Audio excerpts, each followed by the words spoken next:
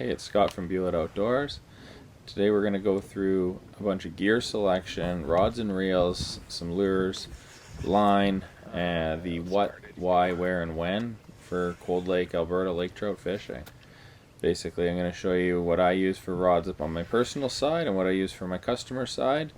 And we're going to have the good, better, best rod selection, reel selection, the speeds of the reels for different season of summertime, spring, fall. I like to run things faster as summer goes on, and slow down at the beginning of the season because the fish are a little bit more lethargic early on, and as summer ramps up, the fishing picks up. So we're gonna sit here, we're gonna go through everything I got in the boat and see what I use, so you can make your selections for what you want to use.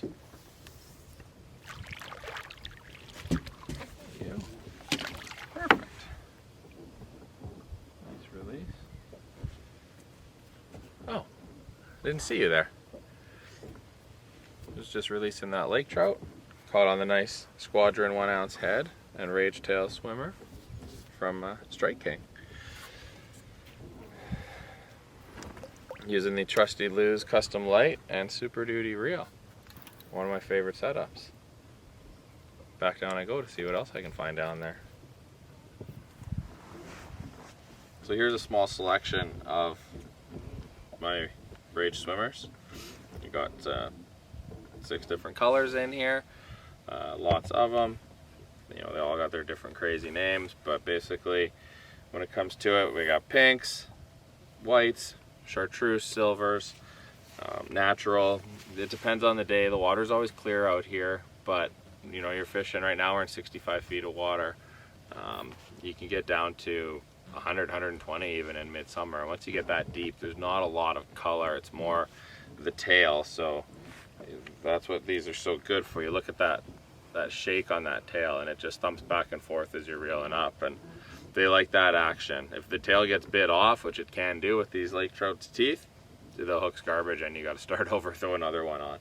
But natural colors when you're shallower, a lot of times it's kind of the rule of thumb. The deeper you can go with any color, you go with a brighter color in hopes that they see it. But I still am a firm believer in the action, the paddle tail, and the thump in the water, the vibration. But last weekend, everybody that we talked to seemed to have a lot of luck on chartreuse, so that would be, in this scenario, the sexy shad. So that's what I have on right now. I've been using chartreuse a lot lately. It's always been my favorite color, but midsummer, it's all about the paddle tail. They're stocking up for their pre-spawn. Lake trout spawn at this lake in October, so they definitely feed well in the summer, mid-July all the way to Labor Day long weekend. They got the feed bag on, so that's when color doesn't matter, but definitely have lots of selection just in case it does, and have lots of it in case you lose them, get bit off, get anything like that. I don't even know what's in here. I think it's 4 packs of each in each color, and yeah, I have them in 4 3/4. I also have them in 3 3/4. So if I need to downsize, or if I want to fish them for walleye, they work there as well too. Okay, so you wanted a silver plain lead head, so Squadron 1 ounce head. I just tie a normal knot here, so just get enough material to go around 4 or 5 times. And then take it, run it back through the original loop. It doesn't need to be a fancy knot because it's 20-pound fluorocarbon, so lots of weight. I then lick it. And what that does is just supplies a lubricant for when you pull it tight, it doesn't melt. That one's actually pretty close to where I would want the tag end to be anyway, so I'll just trim that back a smidge. And a hook color, or tail color. Chartreuse. Okay, chartreuse, so sexy shad. So you'll notice the tail being flat along the back and then dipping down around my finger there. So this would be the back. So blue's on the back, silver's on the bottom. Kind of like a fish would be, right? The lighter color on the bottom. Line it up. I like to do a little trick with these. I take the scissors and I cut off about a 1/4 inch, leaving a flat spot that fits into the head nice. So then you mentally measure it, come out right here on this rib, poke down the middle, come out on that rib, push it around, and I don't have my glue near me. I just gotta grab my glue. A little trick I use, Ultra Gel LePage super glue, and I'll just take a few dabs on either side, sometimes 2, sometimes 3. Put that back on, and then pull the head in and pushes it up against the head.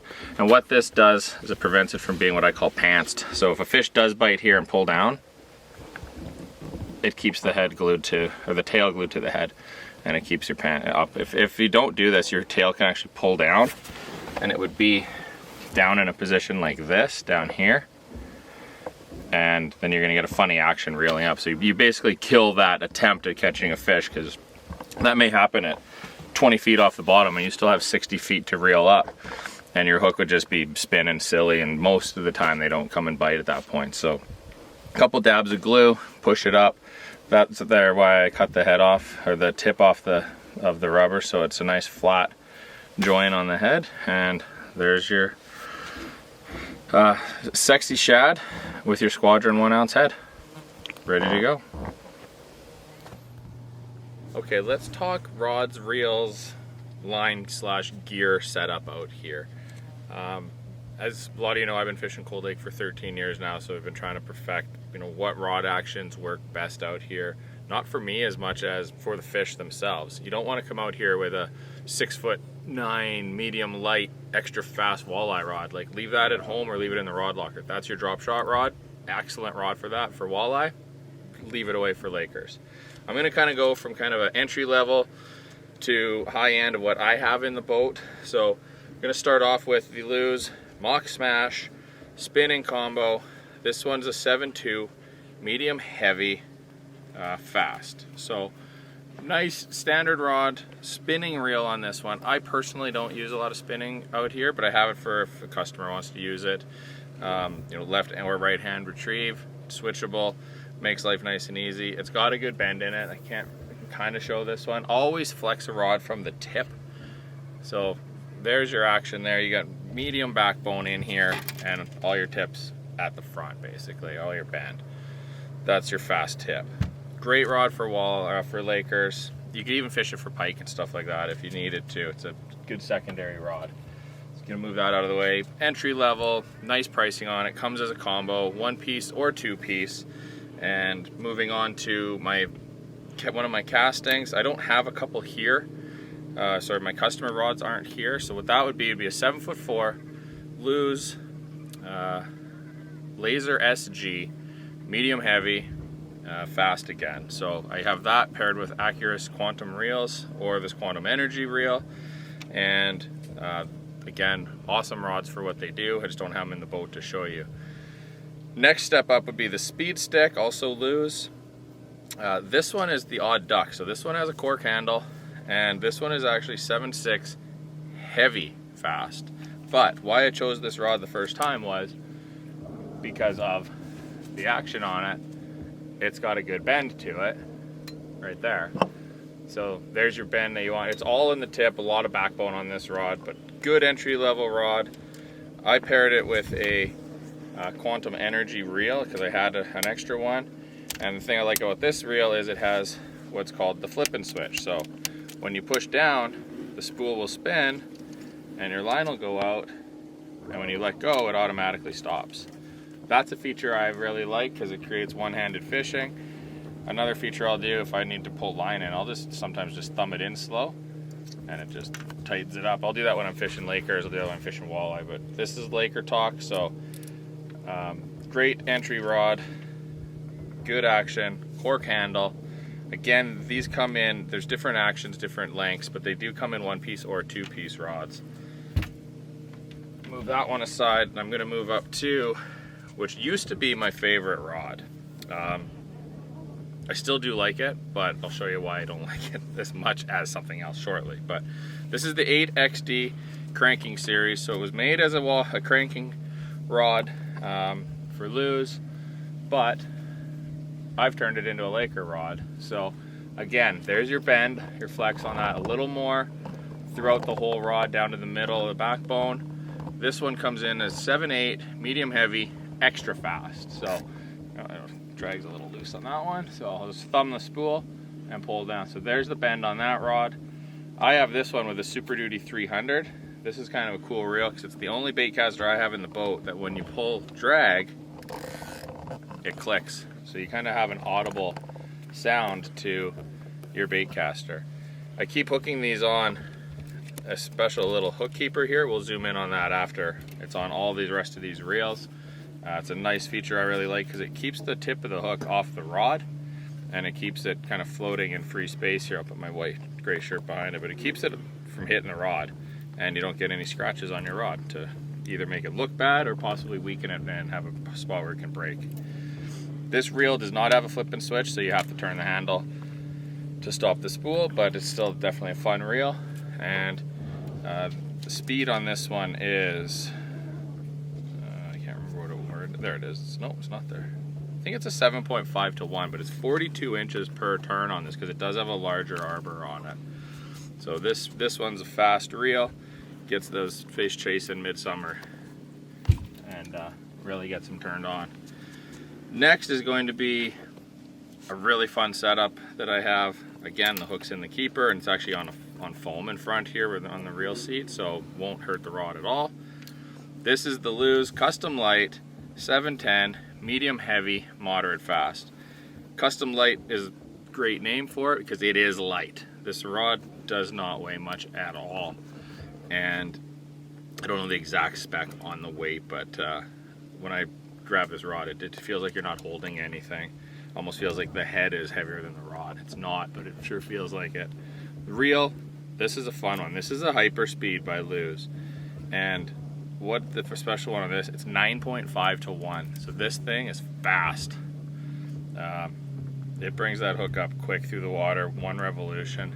I believe it's 43 inches of line retrieval per turn of the handle. Again, I'll show you the Custom Light. There's your bend there.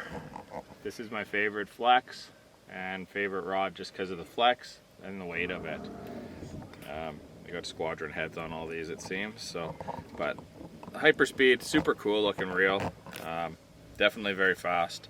It does have foam handles, but they are oversized, so nice big grip on them. And with Lew's, you can buy new cranking handles for your bait casters and put on what I'll show you on the next rod here. So next rod, same rod, different reel. I've customized it myself with the different handle seat and the Lew's wind grips. So I chose orange on this one. This is a Lew's Super Duty, my favorite reel that's been going on. It's got the flip and switch right on top here, so on off to turn it on and off. And I'll just drop that in the water, let go, hook goes down. As soon as I let go, the thumb bar pops back up, line stops. So if you're dropping on a fish, that's what you want to do, and it's instant. You don't need to turn the handle to lock the spool. So we'll put that one just into the rod holder here. I should just let it go down at the bottom because there were some fish down there. But Super Duty reel, 35 inches per turn on that one, I believe, so nice and quick. Next one is also, this is a Super Duty and Super Duty. So the rod is the Super Duty. This is one of the first ones I started using as well. 7'11", medium heavy, moderate fast, solid wind grip handle on it. So it's a little heavier than the Custom Light, being that you can tell here handle length. So the wind grip does definitely weigh more than the blank. And flex on this one is not so much in the tip, but more in the backbone. So awesome, awesome setup there. Customized this one as well with a handle. I even put the carbon fiber bar on this one, so this is the fanciest one I have. The lightest that I could make this reel with carbon fiber instead of aluminum on it. Now I'm going to jump across to Grace's rod. I'll just bring it back over here. So this is one of the lightest setups I have in the boat. So Custom Light rod that you just saw with the Lew's Pro Team Pro TI. So this reel already comes with carbon fiber, comes with the skinnier Lew's wind grips, 11 ball bearings, 7.5 to 1 gear ratio, This thing is not as quick. I believe it's 32 inches per turn. I can't quote that. We'll put it on the screen here with the actual specs. But no flip and switch, but it's just a gorgeous reel with the almost titanium looking coloring. And well, because it is titanium, and the purple knobs on it, some purple accents. It even has here, let's see if I can get that, on the spool tensioner, there's a dial that you can actually show your line for what line you have on there, so you can remind yourself. In this case, it's 20-pound test braid that's on there, which is what I do put on everything on the casting reels for lake trout.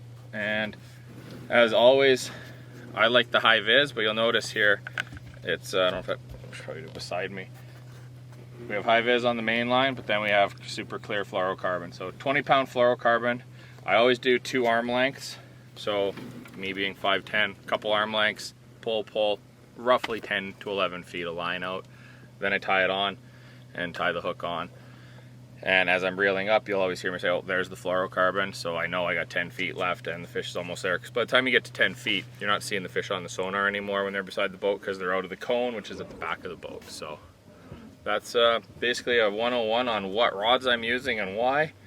But all very good rods. I've used them all myself. I don't love spinning just because of the hook sets. So what I'll do when I hold it, my reels, I go between my ring finger and my pinky with the trigger underneath, and then my hands right all over on top of the reel. Now when I push down the thumb bar, I don't use the tip of my thumb, I'll actually use the back of it. I'll push down, I'll feel the line, it's just barely rubbing on the fat of my thumb as I drop down. Now if a fish starts to chase me, I just let go and start to reel, and it instantly locks. Now when I go to set a hook, here, I'll see if I can get one here. There's fish about 30 feet down from me right now. So what I'm doing now is I'm standing here, I'm watching the live sonar. I can see 1, 2, 3, 4, 5, 6, 7, 8 fish. This one's reacting. There's 2 fish reacting to me. So you're gonna start reeling away. There's a fish come. There's a bite. I'll thumb on the spool. I lost him on the bite, but I'll thumb the spool as I set the hook, and that way I don't get any drag slipping. There's another one right there. Just came back while I was sitting. So there's a fish on. So this is on the, I should almost test everybody to say who says it first. The one with the orange handles. What rod and what reel am I using on this? If you guys post it in there, we'll see who gets it first. Try to do it without watching back on the video and see if you know. It is my favorite setup, I can say that. So let's move that out of the way. So this fish is pulling drag right now. So you don't hear anything on this reel, and some people really do like to hear the drag. So that's where the Super Duty 300 comes into play. You will hear that audible click when it's pulling drag, which is a lot of fun to hear for sure. So also when I do pull up slowly, I can thumb the spool as I pull up, and that way I don't lose any drag. It's not a big fish, so I'm just kind of, I wouldn't say I'm horsing the fish up, but I'm not letting him beat me. So there it is there. Sometimes I'll be able to just shake it off.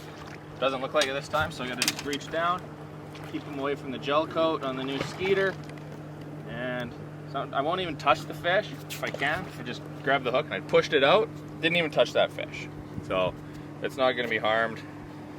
There's the squadron head, the rage tail, rage swimmer, and that's that. That's rod 101, and there's why I use them.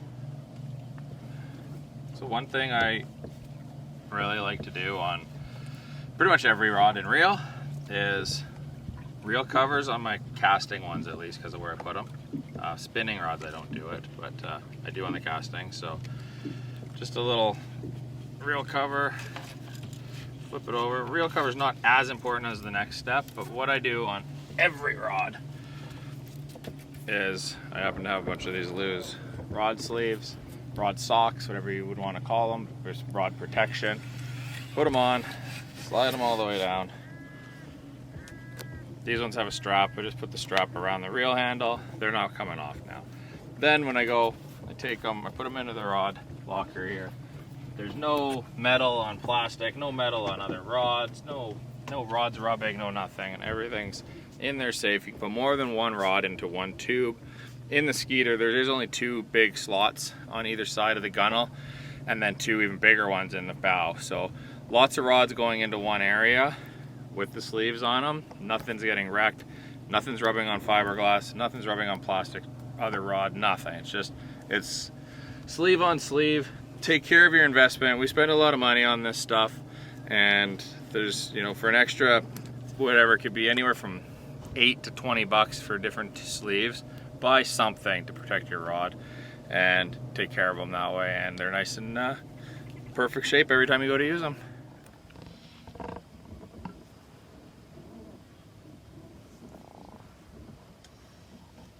Very nice. You guys are still here. I guess it's hard to get off the boat when you're in the middle of the lake. This one feels decent. A lot of head shakes off the beginning. Now it's peeling line, heading down to the bottom.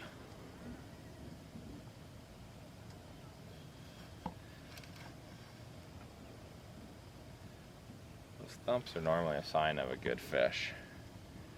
Just like a big walleye, big slow head shake. Head pumps almost, not really a shake. There's some burps going on, I can see on the screen. So when I say burps, lake trout can actually change their pressure just like we can when we're scuba diving. So they'll actually burp and burp out air and clear out their swim bladder. So they don't basically get the bends like a human would do, or any other fish. If you bring a burbot up from down deep, a lot of times their air bladder, their swim bladders out their stomach, or out their throat, sorry. There we go. A nice, probably 28-inch fish. He's burping some more.